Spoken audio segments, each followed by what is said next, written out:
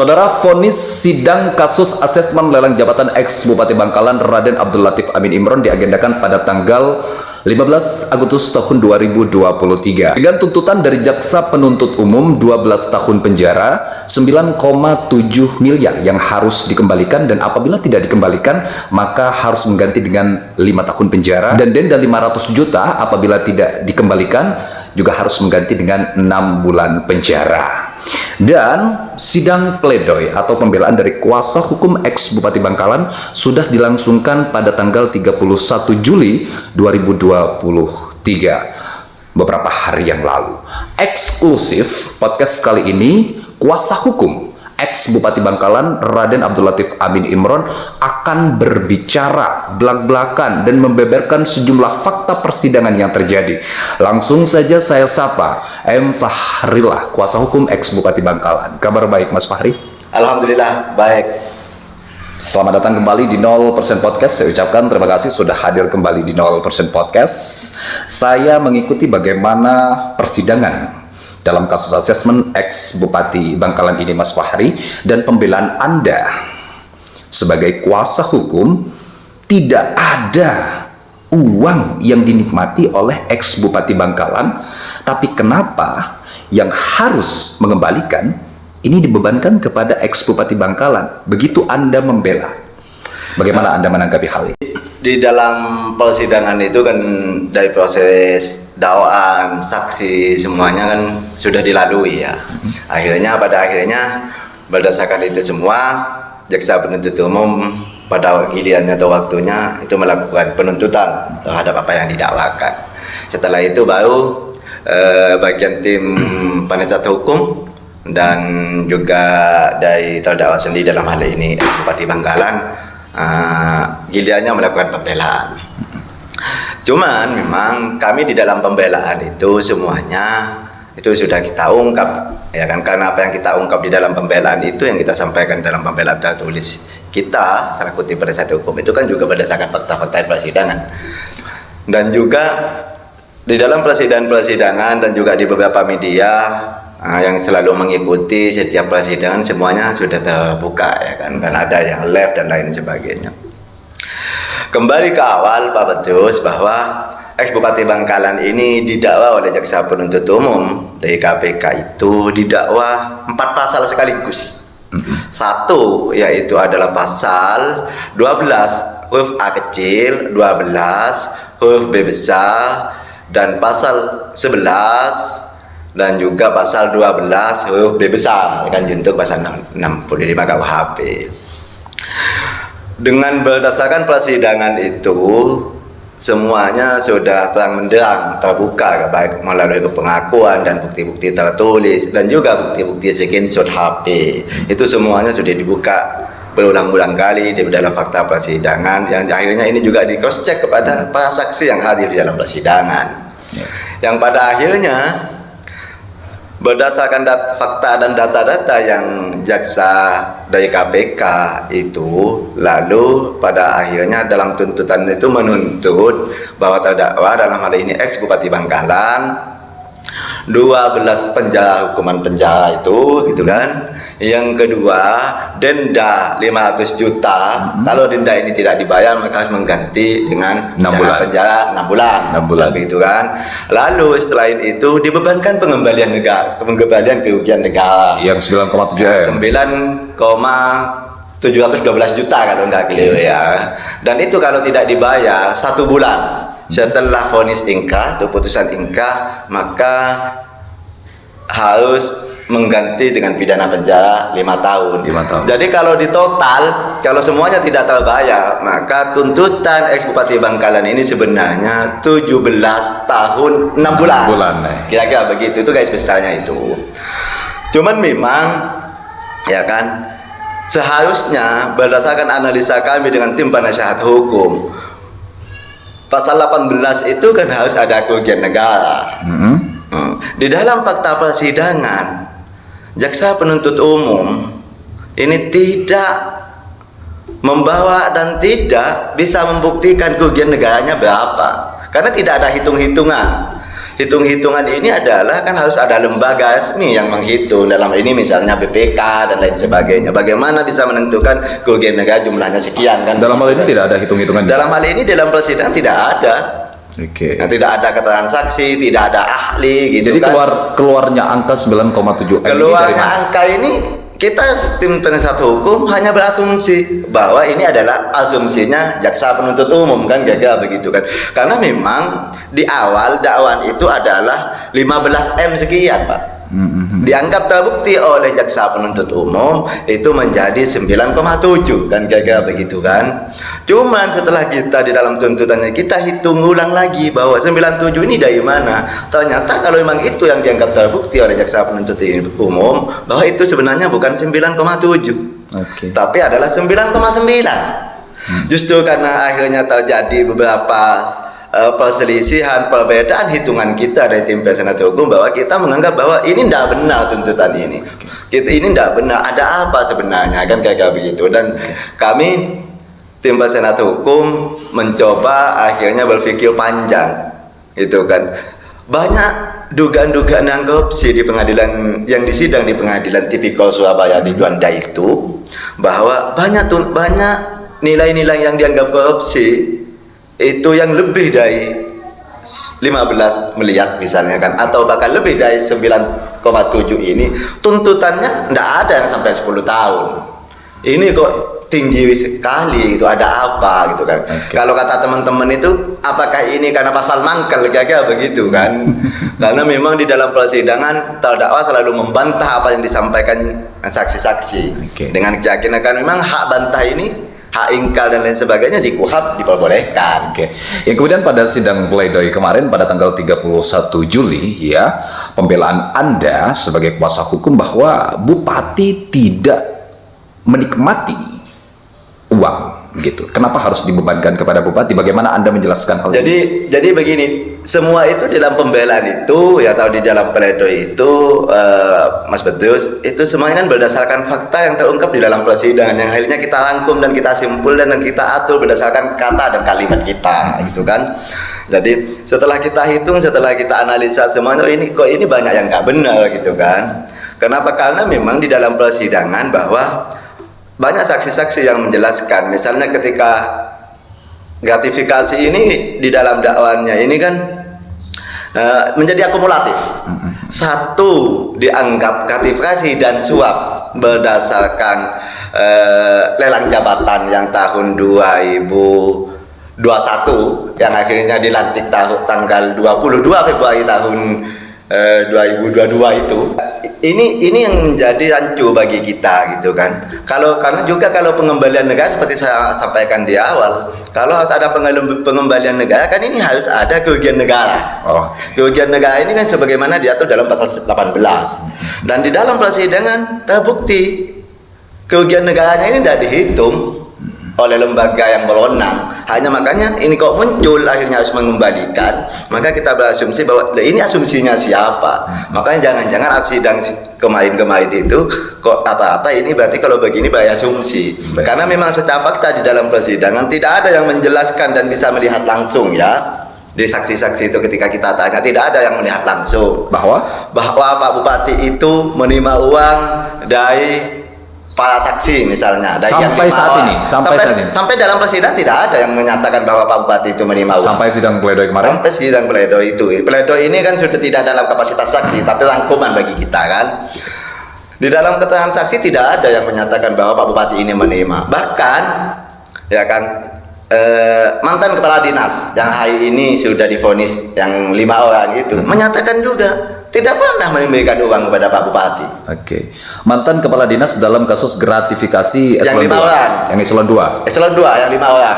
Itu bagaimana perkembangannya? Itu di dalam persidangan ketika menjadi saksi dalam perkaranya Pak Bupati menyatakan tidak memberikan uang kepada Pak Bupati. Tetapi mereka mengaku memberikan uang kepada kabak protokol, dalam hal ini Erwin Yusuf gitu kan. Jadi seharusnya kalau memang mereka memberikan uang kepada Erwin Yusuf kan begitu kan. Lalu di dalam persidangan ketika saksinya Mas Erwin Yusuf menyerahkan kepada Pak Bupati, kira-kira kan begitu kronologisnya. Siapa yang bisa memberikan keterangan saksi bahwa benar Elwin Yusuf ini memberikan uang kepada Pak Bupati. Ini satu-satunya yang menyatakan begitu di dalam keterangan saksi itu hanya Elwin. Tidak ada bukti saksi orang yang melihat, kan gitu kan? Tidak ada bukti digital, tidak ada. Hanya saksi ini satu orang berarti ini yang dipakai jaksa penuntut umum bahwa Elwin Yusuf benar menyerahkan uang kepada Bupati. Padahal satu saksi itu di dalam KUHP itu kan tidak bisa dijadikan alat bukti, Mas, kecuali didukung dengan bukti yang sah. Berarti tidak diproses ini, Mas Elwin Yusuf. Seharusnya kalau memang begitu, gitu kan. Permasalahan dengan beberapa fakta di dalam persidangan yang ada itu, ini kenapa yang diproses itu hanya Pak Bupati? Berarti kita meyakini, kita sudah sampaikan di dalam pledoi, kita tim kuasa hukum yakin bahwa berdasarkan fakta di dalam persidangan itu seharusnya menurut hukum yang berlaku ini pasti ada pihak-pihak lain yang juga harus diproses, yang harus terlibat berdasarkan fakta yang ada di dalam persidangan. Oke, baik Mas Fahri. Itu tadi terkait dengan gratifikasi eselon 2. Eselon 2. Yang 5 sudah divonis. Iya. Yang 9 yang masuk dalam fakta persidangan tersebut itu bagaimana? Jadi begini, di dalam fakta yang terungkap di dalam persidangan itu kan dakwaan Pak Bupati ini didakwa suap dan gratifikasi, kan kira-kira begitu kan. Walaupun gratifikasi dengan suap, tetapi akhirnya kita meyakini bahwa ini kan berjenjang, bukan hanya terjadi di tahun 2022 gitu kan. Ada yang 5 ini terjadi di tahun 2022 yang sudah divonis. Yang sudah divonis gitu kan. Dan selain itu ternyata di dalam persidangan muncul juga eselon 2 yang sebelumnya. Yang 9 nama. 9 nama. Yang di dalam persidangan bahwa ada pengumpulan uang di rumah wakil Pak Bupati gitu kan, yang diprakarsai oleh ada Pak Nono, pada waktu itu kan ada Pak Yoyo dan lain sebagainya, dan uang 9 ini terkumpul menjadi 1 miliar, akhirnya dikirim kepada ex ketua dewan, kan kira-kira itu. Ini dalam persidangan ya, ini dalam persidangan. Ini juga ternyata menjadi bagian bahwa ini gratifikasinya ternyata gratifikasi kepada Pak Bupati. Padahal di dalam persidangan bahwa semua saksi dan yang juga mengantarkan uang dari kantor wakil Bupati Bangkalan itu diantar kepada rumah ex ketua dewan itu saksinya mengatakan bahwa uang tidak diantarkan kepada Pak Bupati, uang diantarkan kepada ex ketua dewan. Dan di dalam kesaksiannya ketua dewan mengakui dan membenarkan bahwa uang itu diterima dari Pak Usli atau yang dikenal dengan Pak Nono. Hal tersebut diproses atau tidak, Mas? Hal tersebut sampai detik ini diproses. Kita tahu lah sampai detik ini kan tidak ada yang diproses, kecuali satu itu adalah ex Pak Bupati, yang kedua adalah ex 5 kepala dinas. Gitu kan? Ex kepala dinas ini yang saat ini diproses ini kan tidak menjadi bagian yang dari 9. Tidak menjadi bagian yang di 9. Jadi Pak Bupati ini kan dianggap sebagai penerima, kan kira-kira begitu kan. Tapi 9 orang yang mengumpulkan uang yang dikumpulkan di rumah wakil Bupati, yang akhirnya uang terkumpul dan diantarkan oleh 3 orang kepada ex ketua dewan, dan juga ini diakui oleh ketua dewan juga dalam kesaksiannya. Itu tidak diproses. Tidak diproses sampai saat ini. Sampai detik ini. Tapi memang Pak ex ketua dewan ini di dalam kesaksiannya dalam persidangan mengatakan bahwa itu katanya pembayaran hutang. Hutangnya siapa? Katanya hutangnya almarhum Maufillahu Ki Fuad Amin dan begitu. Tapi Pak Bupati di dalam tanggapannya menyatakan bahwa saya tidak punya hutang. Kan kira-kira begitu kan, saya tidak punya hutang. Logika hukumnya adalah kalau memang yang punya hutang Pak Fuad Amin, kenapa yang membayar harus ex Bupati?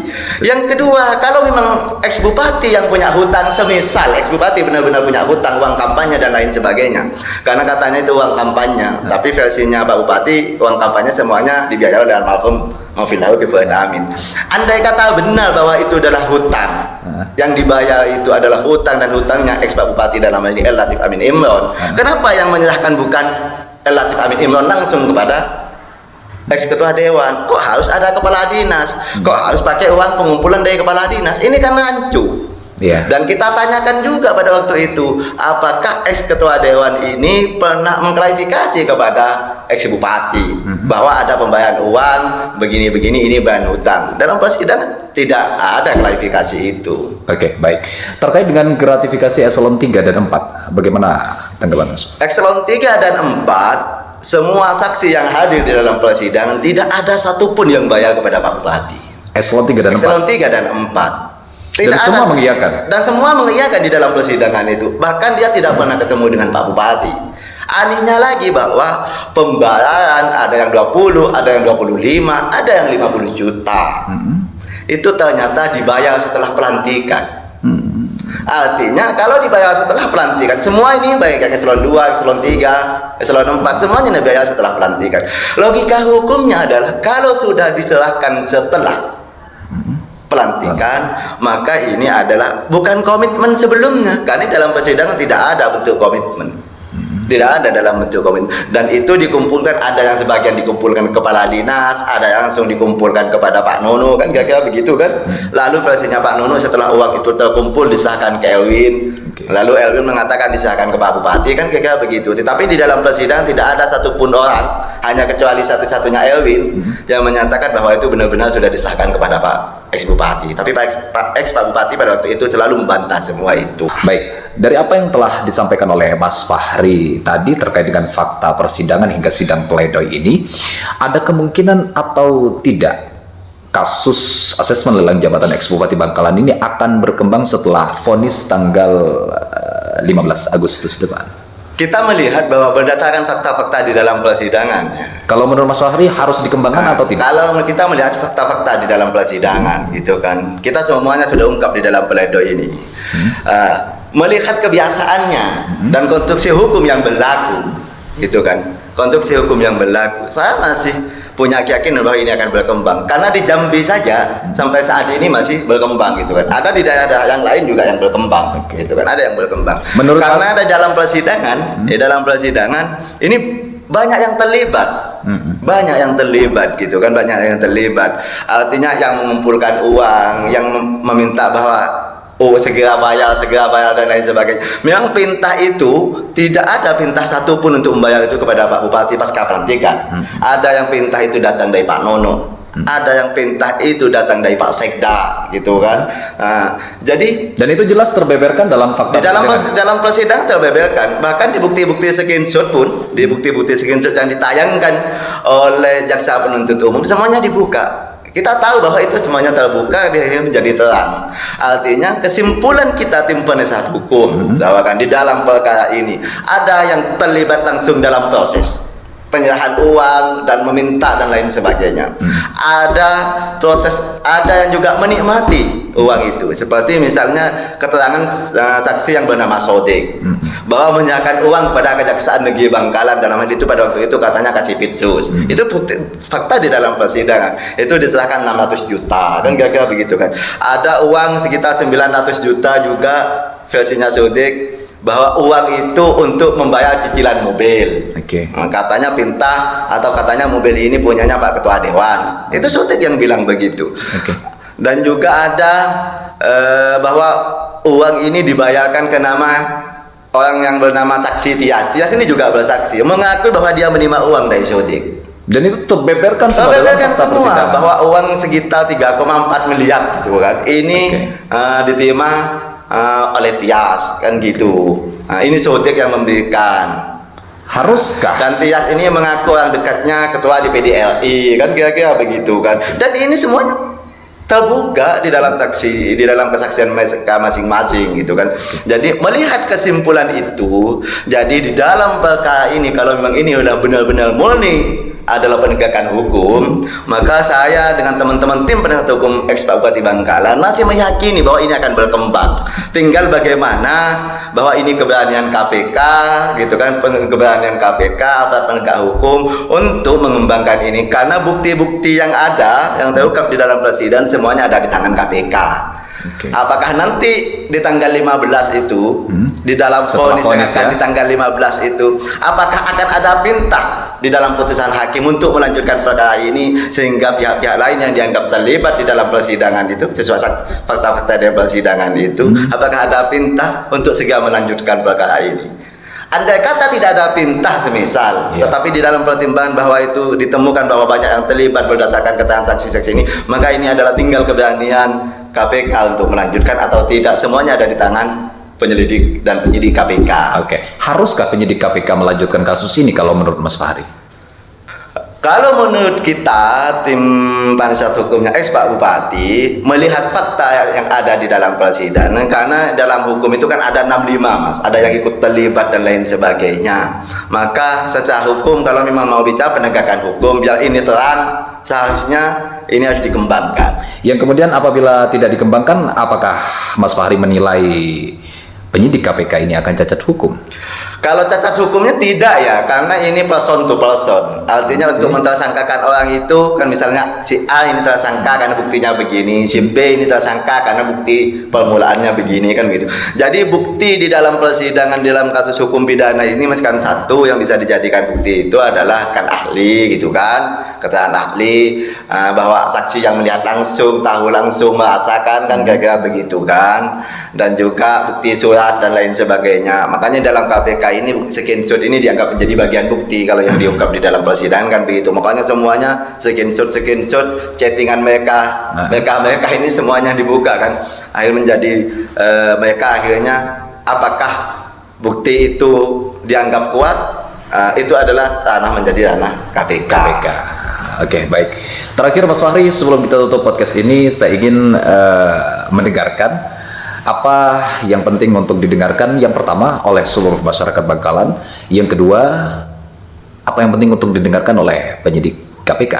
Berkaitan dengan lelang jabatan, bahwa berharap bahwa di Bangkalan tidak akan terjadi yang seperti itu lagi. Oke. Dan kira-kira begitu. Dan juga jangan sampai ada pemanfaatan. Artinya karena ada yang menganggap bahwa ini tokoh, bahwa ini punya jabatan ini, begini, begitu, akhirnya mengatasnamakan bahwa kamu pasti lolos, saya dekat dengan Pak Bupati, saya akan bawa Pak Bupati misalnya. Emang ada seperti itu, Mas? Karena kemarin itu di dalam persidangan kan terbuka seperti itu kan, makanya kita menyampaikan bahwa ini adalah atas nama penjualan pengaruh kira-kira begitu. Jangan sampai ke depan, jangan terlalu percayalah kepada orang-orang gitu kan, apalagi ke pejabat kalau memang hanya untuk kepentingan individu itu gitu kan. Kepada penyidik KPK, mari kita sama-sama terbuka gitu kan. Kalau memang perkara ini para pihak yang secara hukum terlibat dan terbukti dalam persidangan ini terlibat, ya silakan dianalisa lebih panjang gitu kan. Karena apa? Sesuai beberapa pertanyaan yang selalu disampaikan oleh majelis hakim, beberapa saksi ketika menjadi saksi dalam kasus perkaranya Pak Abdul Latif Amin Imron, ada beberapa saksi yang selalu ditanyakan oleh majelis hakim. Dan statusnya ini apa? Kok masih saksi? Kira-kira begitu, Pak. Oke. Ini apa statusnya? Kok masih saksi? Kan kira-kira begitu kan? Dengan pertanyaan-pertanyaan seperti itu, maka barangkali kan ada hal lain dan juga ada keyakinan menurut majelis hakim bahwa yang terlibat ini banyak orang. Karena selalu dalam persidangan ada beberapa saksi yang selalu ditanyakan kepada jaksa penuntut umum, Pak Jaksa, ini statusnya apa? Masih saksi yang mulia, kira-kira begitu. Apakah dengan pernyataan yang seperti itu, apakah dimungkinkan atau tidak untuk proses ini dikembangkan? Saya selaku tim penasihat hukum dari Pak Bupati dalam hal ini Abdul Latif Amin Imron, melihat karena saya yang selalu ikut langsung dalam pelajaran persidangan, saya masih yakin dan saya berharap kepada penyidik KPK bahwa ini silahkan dikembangkan kalau memang harus berkembang, karena bukti dan bukti tertulis, bukti surat semua sudah ada dan disidik oleh KPK gitu kan. Dan orang yang juga menikmati, misalnya yang menikmati uang, kalau memang harus itu dilanjutkan juga dilanjutkan. Karena begini, ini kan tidak menerima uang, ya kan, di dalam persidangan ditahan, diadili, dan disuruh mengembalikan. Sedangkan sebagian yang menerima tidak ada proses sampai detik ini. Tidak tahu kalau nanti setelah vonis akan berkembang apa tidak, tapi saya berharap kalau nanti di dalam pertimbangan majelis hakim di tanggal 15 yang akan dibaca tanggal 15 itu pihak-pihak yang terkait itu adalah memang cukup bukti untuk diproses, silakan diproses. Oke, baik. Mas Fahri, tanggal 15 Agustus tahun 2023, 2 pekan lagi ya. Allah nanti setelah putusan, ya Mas. Siap. Mas Fahri juga berkenan lagi hadir dan untuk memberikan klarifikasi, menyampaikan apa yang penting untuk didengarkan oleh seluruh masyarakat Bangkalan terkait dengan kasus asesmen lelang jabatan ex Bupati Bangkalan ini setelah vonis, Mas. Setelah ya? vonis. Berkenan. Jadi dalam kurun waktu 2 pekan ini, teman-teman semuanya, seluruh masyarakat Bangkalan apabila ada yang ingin ditanyakan ya, pertama, coret-coret di kolom komentar atau bisa messenger ke saya, DM IG, silahkan yang ingin ditanyakan ke Mas Fahri. Nanti ketika vonis, insya Allah Mas Fahri berkenan lagi untuk berbincang di 0% podcast dan semuanya dapat terbeberkan, terklarifikasi dengan jelas. Terima kasih sudah menonton podcast ini, Mas Fahri. Terima kasih sudah hadir di 0% Terima kasih podcast. kembali Mas Latius. Semoga ke depan Bangkalan akan lebih baik lagi. Amin. Sehat, sukses dan murah rezeki selalu, Mas Fahri. Siap.